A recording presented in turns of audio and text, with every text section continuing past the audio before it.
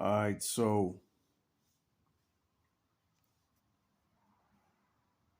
my thoughts on the new Nas and DJ Premier album, Light Years. And just real quick, just shouts out to both of those brothers, man. They are both just super dope, man. And, I know there's mixed reaction. I've been reading and I've been, in the comments and stuff like that and seeing people's reactions. Some people think it's whack, some people think it's dope, but that's what's expected. And it also is a testament to the standard of what's expected from uh these two brothers, the caliber of music that people are expecting to hear from both of them is just is so far up there that anything short of that is gonna be like, you know what I'm saying.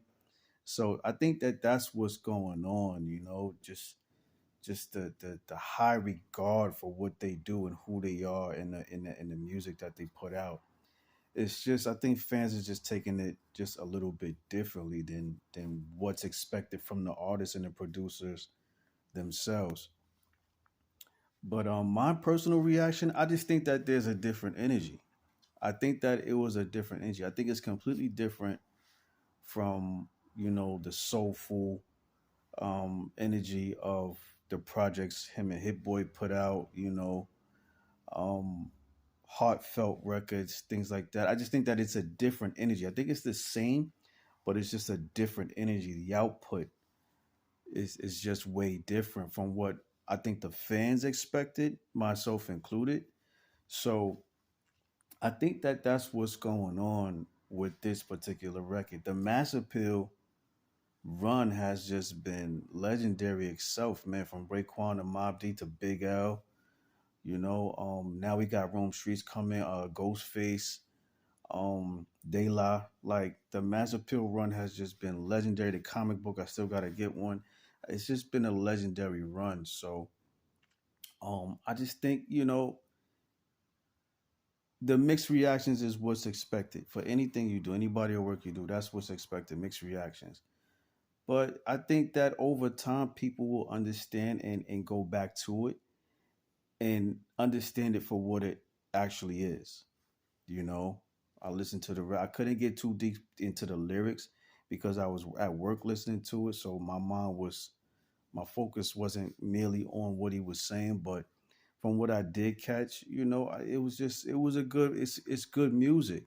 The energy is just different. I think he went a little bit more darker, a little bit more gritty, but at the same time with a good message. The message that's being conveyed is always a nice message. It's always a good message, always a positive message. It's just different energy that's being channeled through this particular body of music. Um, so all the fans out there that might see this or people that might have mixed reactions, which is expected, which is okay. Your opinion is your opinion. Let it breathe. Let it breathe. Let it age a little bit. Let it do its thing. Let it sit, let it marinate on people, let people move away from it and then go back to it later and then understand it more. I heard Illmatic for the first time when I was in eighth grade. I didn't understand Illmatic until I was 40. That's when I was fully able to listen to it and understand and actually see what he was saying. I could visualize what he was saying. In eighth grade, it was too ahead of me, back then. Now at 40 years old, when I went back to it and I decided to listen to it from front to back, I could see it, I could visualize it all. So sometimes things just have to grow and age and people just have to first listen, first reactions, whatever.